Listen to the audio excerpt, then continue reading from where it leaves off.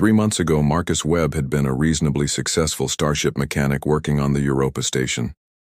Today, he was elbow-deep in an alien toilet that apparently digested waste using what he could only describe as angry lightning. And it was not going well. Primitive, Captain Velthorn had called him that morning. The avian captain looked like someone had crossbred a peacock with a self-help guru, all iridescent feathers and condescending head tilts. Your species barely understands the quantum foam, yet you claim to be sentient, adorable. Marcus had smiled, nodded, and quietly reminded himself that punching your boss was frowned upon in most galactic cultures. Probably. He hadn't checked. The Celestial Majesty was a cruise ship for the obscenely wealthy, the kind of vessel where the buffet served 17 types of imported singdust, and the entertainment consisted of watching lesser species perform menial tasks. Ever since Earth had vanished from all star charts, Marcus had been the ship's resident human curiosity. A living museum exhibit who also fixed things. He'd been trying to get home when it happened. One moment, Earth was on every navigation system. The next, nothing. Just empty space where his planet should have been. No debris field, no cosmic scar, just gone. The Galactic Council had declared humanity an endangered cultural footnote and moved on with their lives. Most of the aliens on board treated Marcus like he was some kind of particularly clever dog. They'd watch him use a wrench with the same fascination people reserved for dolphins using sponges. Never mind that half these morons couldn't figure out a simple mechanical lever without 3 committees and a prayer to their various deities. Marcus wiped his hands on a rag that was probably worth more than his entire education, and headed toward the crew quarters.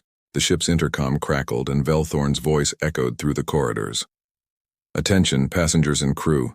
We have intercepted a distress signal from a primitive settlement under attack. How tragic. Let us observe a moment of silence for these lost souls who never achieved proper spaceflight." Marcus stopped walking. His blood went cold, then immediately hot. He changed direction, heading for the bridge. The doors whooshed open, revealing Velthorn standing at the captain's chair like he was posing for a commemorative statue. Around him, the bridge crew barely glanced at their consoles. A distress signal played on the main screen, crackling and desperate. "This is New Providence Colony. We are under attack by Kresh Dominion forces, requesting immediate assistance. We have civilians, children, please, anyone." The signal was human, unmistakably, desperately human. "Captain," Marcus said, his voice tight, "that's my species." Velthorn turned, managing to look down at Marcus despite being roughly the same height. "Yes, we are aware. As I said, tragic. However, our schedule does not permit detours for pre-warp civilizations. They're calling for help, and we have a dinner seating at 7. The crystalline ambassador has requested the meteor shower view. Priorities, Mr. Webb." Marcus felt something snap inside him. Not violently, just a quiet little click that said he was done playing by their rules. Marcus found Commander Zara Thornwick in the observation lounge, staring out at the stars with the expression of someone who'd given up on finding meaning in anything. She was nursing something blue and probably alcoholic. "They're not going to help," Marcus said, sliding into the seat across from her. Zara didn't look at him. "Of course not. Why would they? We're primitives, remember? We only invented faster-than-light communication, quantum computing, and cybernetic integration. But sure, we're the dumb ones because we still use physical tools.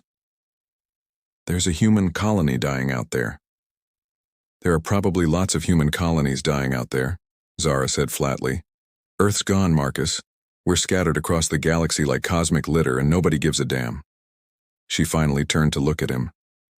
"You know what I did before they demoted me to cultural liaison?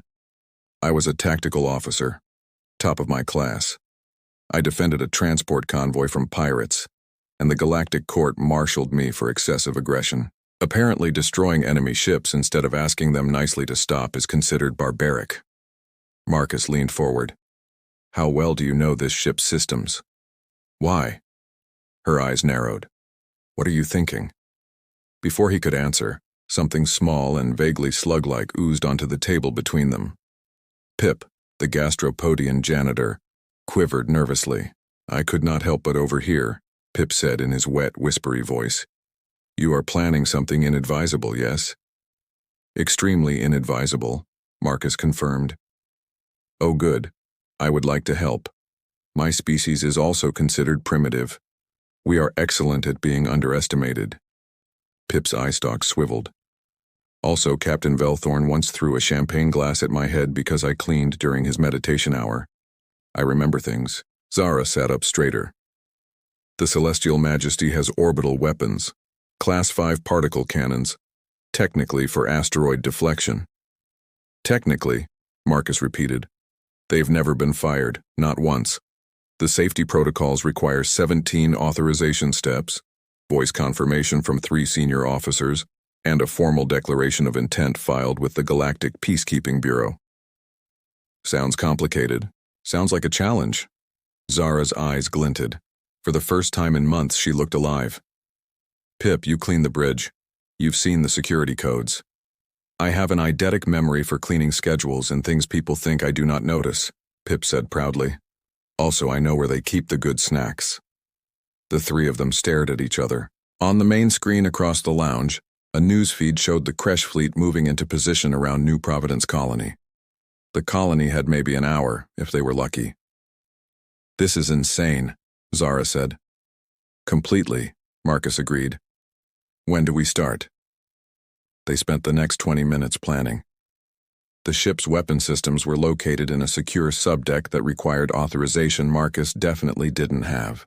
But Pip had access to the maintenance tunnels, and Zara still had her old security badge, which nobody had bothered to deactivate because they'd assumed she was too broken to cause trouble. Big mistake. They made their way through the service corridors, Pip leading them through passages so narrow Marcus had to turn sideways. The ship's interior was a maze of unnecessary luxury and baffling design choices. Who needed a champagne fountain in a maintenance tunnel? Voice authorization required, the weapons console announced when they finally reached it. Please state your name, rank, and intent.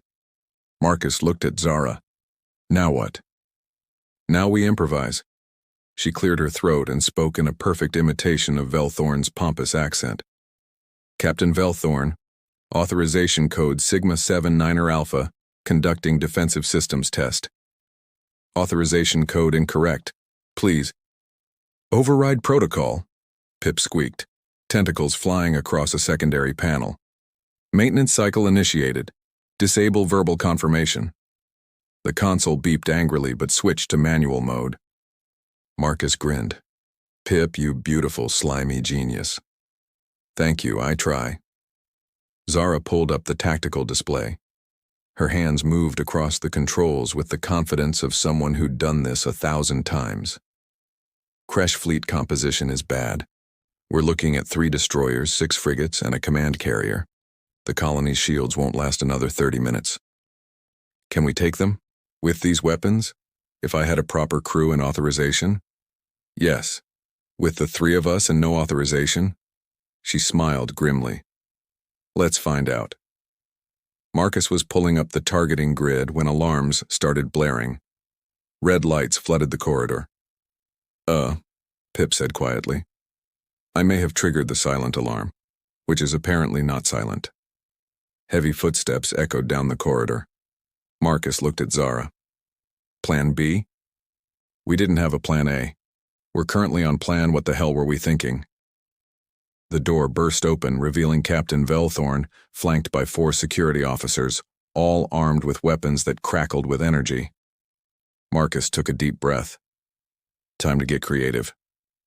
Step away from the console, Velthorn commanded, his feathers ruffling in what Marcus had learned was the avian equivalent of bristling with rage. You primitive little vandals dare to... I've already activated it, Marcus interrupted. Velthorn froze. Activated what? Earth's dormant defense network. Marcus crossed his arms, channeling every ounce of confidence he didn't feel.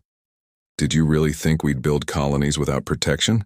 That we'd just scatter across the galaxy defenseless? Earth is gone. Earth the planet is gone. Earth the civilization is very much alive. Marcus gestured at the display. Right now there are 36 human warships receiving my distress call. They'll be here in 15 minutes. This was, of course, complete nonsense. Marcus had no idea if there were any human warships, and if there were, he certainly couldn't call them.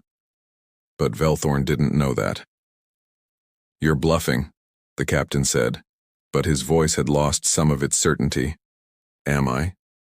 Zara stepped forward. "Captain, let me tell you something about human military doctrine. We don't build colonies. We build fortresses that look like colonies. Every settlement has contingency protocols. Every civilian is trained for evacuation, and every defensive grid is networked to every other defensive grid across 7 sectors." She rattled off complete technical nonsense with absolute authority. "Right now, the New Providence colony is broadcasting a distress code on quantum channels you can't even detect. The response fleet includes 6 dreadnoughts, each carrying enough firepower to sterilize a moon." "That is absurd," Velthorn sputtered. "Your species barely achieved warp capability a century ago."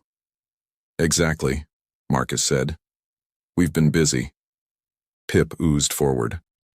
"I believe them. Humans are terrifying when motivated. Did you know they evolved on a death world? Predators, poison, diseases that kill millions, weather that can freeze or boil you, and they just dealt with it. That's not normal. Normal species evolve on pleasant worlds with reasonable gravity and abundant resources. Humans decided to thrive anyway out of spite." One of the security officers, a reptilian species whose name Marcus could never pronounce, lowered his weapon slightly. "I heard humans have over 800 words for killing things." "That's not helping," Velthorn snapped. The bridge intercom crackled. "Captain, we're receiving a transmission from the Kresh fleet. They're demanding we leave the area immediately or be fired upon." Velthorn's feathers went flat against his head. Being threatened by pirates was bad for business. Worse, it was bad for his reputation. Marcus saw his opening. "Captain, imagine the headlines.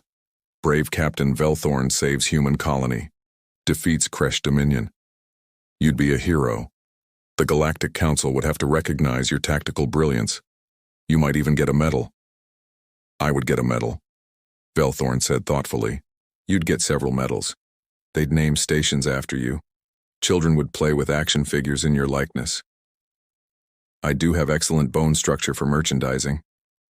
Plus," Zara added, "if you don't help, and the human fleet shows up to find their colony destroyed while you sat here eating canapes, they might be upset.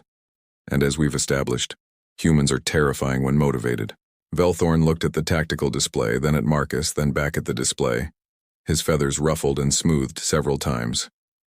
"1 warning shot. We fire 1 warning shot to discourage the Kresh, then we leave. Agreed?" "Absolutely," Marcus lied. 1 warning shot." "Fine, but I am supervising personally." Velthorn turned to his security team. "Return to your stations. We have pirates to discourage." As they filed out, Pip whispered to Marcus, "You are going to fire more than 1 shot, yes?" "So many more shots," Marcus whispered back. The Bridge of the Celestial Majesty was designed for luxury viewing, not combat. Plush seats, ambient lighting, a wet bar in the corner. It looked more like a high-end theater than a military vessel. The crew scrambled to their stations, most of them looking confused. This ship hadn't seen combat in its 15-year service history. It had seen 3 weddings, 2 diplomatic galas, and 1 very unfortunate incident with a methane ambassador and an open flame. Marcus slid into the weapons console like he'd been born there. Zara took tactical. Pip hovered nearby, ready to override any system that got cold feet. "Targeting solutions locked," Zara said, her voice shifting into combat mode. "Kresh fleet is in formation around the colony. They're charging weapons." "Preparing warning shot," Velthorn announced from his captain's chair. "Target the largest vessel's forward shields. Something impressive, but not fatal." "Roger that, Captain," Marcus said. 1 impressive warning shot coming up." He aimed at the Kresh command carrier's shield generator and fired. The particle cannon lit up the view screen. A beam of concentrated energy lanced across space and punched through the carrier's shields like they were tissue paper. The entire generator array exploded in a cascade of secondary detonations. "Warning delivered," Marcus said cheerfully. "They've been warned." "That was not a warning shot," Velthorn squawked. That was a direct hit on a critical system. Is there a difference? Marcus was already locking onto the next target. Zara, what's our firing solution on those destroyers? Beautiful. Take your pick. The Kresh fleet scattered, confusion evident in their panicked flight patterns. They'd expected to intimidate a luxury cruise liner. They had not expected to be on the receiving end of a surgical strike. Incoming transmission from the Kresh fleet, the communications officer announced. Ignore it, Marcus said, firing again. Another destroyer's propulsion system erupted. The ship went into an uncontrolled spin. We're busy. You cannot ignore diplomatic communications during combat, Velthorn protested, but he was watching the tactical display with growing fascination. Although, that was an excellent shot. Thank you. I used to play a lot of video games. Zara was calling out targets like a sports commentator. Frigate on the left is trying to flank. Marcus, you seeing this? I see it. Pip, route auxiliary power to forward weapons. Routing power, Pip confirmed. Also, there is champagne in the weapons locker. This is a very strange ship. Marcus fired 3 times in rapid succession. Each shot was precise, calculated to disable rather than destroy. Engines, weapon arrays, shield generators. The Kresh ships tumbled through space, suddenly very harmless and very confused. This is incredible, breathed one of the bridge officers. You're fighting 6 ships simultaneously. 7, Zara corrected. Don't forget that frigate hiding behind the colony station. Oh right, thanks. Marcus adjusted his aim and fired. The hiding frigate's shields flared and died. Make that 7 very embarrassed ships. The Kresh command carrier was broadcasting on all frequencies now. Warlord Grexus appeared on screen, his reptilian face twisted in fury and, Marcus noted with satisfaction, a little bit of fear. Who dares attack the Kresh Dominion? Identify yourselves immediately. Marcus glanced at Velthorn. The captain was frozen, clearly torn between protocol and the intense satisfaction of watching pirates get what they deserved. May I? Marcus asked. Velthorn waved a wing weakly. You're already committed. Might as well finish. Marcus opened the channel. This is Earth. We were never gone. We were just waiting. Earth is destroyed. You're bluffing. Am I? Because from where I'm sitting, your fleet is currently disabled. Your shields are down, and you're about 30 seconds away from finding out what happens when you threaten human civilians. Want to test the theory? Grexus stared at him. In the background, alarms were blaring on the Kresh bridge. Someone was screaming about hull breaches. This isn't over, human. You're absolutely right, it's not over. It's already finished, you just haven't realized you lost yet. Marcus smiled pleasantly. Now, I'm going to count to 10. If you're still in this system by the time I reach 0, I'm going to stop aiming for your engines and start aiming for your life support. 1, 2, 3. The Kresh fleet jumped to hyperspace so fast they probably violated several physics laws. The bridge was silent for a long moment. Then someone started clapping. Then everyone was clapping. Even Velthorn was clapping, though he looked like he couldn't quite believe what had just happened. Status of New Providence colony? Zara asked. The sensors officer checked his display. Shields holding, no casualties, they're broadcasting thanks on all frequencies. He paused. Also asking who just saved them, and if Earth has returned. Marcus and Zara exchanged glances.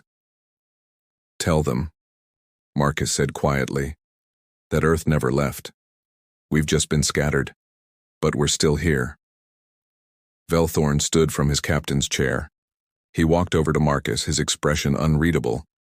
Then, slowly, he extended one wing in what Marcus had learned was the avian gesture of respect. That, Velthorn said, was not primitive. No, Marcus agreed. It really wasn't. The celebration in the crew lounge was awkward, as celebrations go. Nobody was quite sure how to process what had just happened. The ship's passengers, mostly oblivious to the combat, were complaining about the disruption to their dinner service. The crew was split between admiration and existential crisis. Several species were quietly reevaluating their assumptions about humanity. Marcus found himself at the bar with a drink he couldn't identify and a headache he definitely could. Velthorn had officially promoted him to Chief of Engineering, which meant he'd gone from cleaning toilets to running the entire engineering department in approximately 4 hours. It was possibly the fastest career advancement in galactic history. Zara was reinstated as tactical officer with full honors and a formal apology from the Galactic Court, which had apparently decided that maybe her aggressive tactics weren't so barbaric after all. Funny how saving a colony changed perspectives. Pip got promoted too, though nobody was quite sure to what. He now had an official title that translated to Special Assets Coordinator, which seemed to mean he could go anywhere and access anything. He was thrilled. He was also slightly drunk on fermented algae. "You know," Velthorn said, appearing beside Marcus at the bar, "I have been captain of this vessel for 12 years. I have navigated trade disputes, diplomatic incidents, and one memorable occasion where a crystalline ambassador attempted to marry the ship's computer. But I have never ever seen anything like what you did today." "We," Marcus corrected. "What we did." "Yes, we." Velthorn's feathers ruffled. "I may have underestimated your species." "You think?" "In my defense, you do still use physical tools." "Yeah, we like things that work." Marcus took a sip of his drink. It tasted like oranges and regret. "Captain, can I ask you something? Why did you really let us do it? The medals and glory stuff was obviously garbage." Velthorn was quiet for a moment. "Because," he said finally, "nobody answered when my world called for help. 300 years ago, the avian homeworld was attacked by slavers. We broadcast distress signals for 17 hours. Ships passed by. They had schedules to keep, priorities." His voice turned bitter. "By the time help arrived, half my species was dead or enslaved. So when you asked for help today, I remembered what it felt like to be ignored." Marcus didn't know what to say to that, so he just nodded. "Also," Velthorn added, "watching you destroy that Kresh fleet was extremely satisfying. Grexis has been a thorn in my side for years. There it is. I contain multitudes." Zara appeared, looking more relaxed than Marcus had seen her in months. "New Providence Colony just sent a message. They want to know if there really is a human defense fleet." "What did you tell them?" "I told them the truth, that we have no idea, but we're going to act like there is until someone proves otherwise." She grinned. "Fake it till you make it. It's the human way." They made their way to the observation deck, where floor-to-ceiling windows offered a view of the stars. Somewhere out there, Earth was either gone forever or waiting to be found. Marcus wasn't sure which possibility scared him more. "Do you think we'll ever find it?" Zara asked quietly. "Earth? I don't know. Maybe Earth doesn't matter anymore. Maybe what matters is that we're still here, still human, still too stubborn to know when we're supposed to give up." That's surprisingly philosophical for a guy who fixed toilets this morning. "I'm complex." Pip oozed up beside them. "I have been thinking. If Earth is gone, where did it go? That's the question, isn't it?" The observation deck's proximity alarm pinged. Soft, almost apologetic. Something had just entered the system. Something big. Marcus pulled up the sensor display on a nearby console. His heart stopped. A massive ship had just dropped out of hyperspace. The signature was unmistakable, even after months of not seeing it. Human design, military configuration, Dreadnought class. It was broadcasting a simple message on loop. "This is the UESS Indomitable, responding to distress call from New Providence Colony. All hostile forces have 5 minutes to vacate the system or be eliminated. Earth protects its own." Zara grabbed Marcus's arm. "Did you?" "No, I swear I have no idea."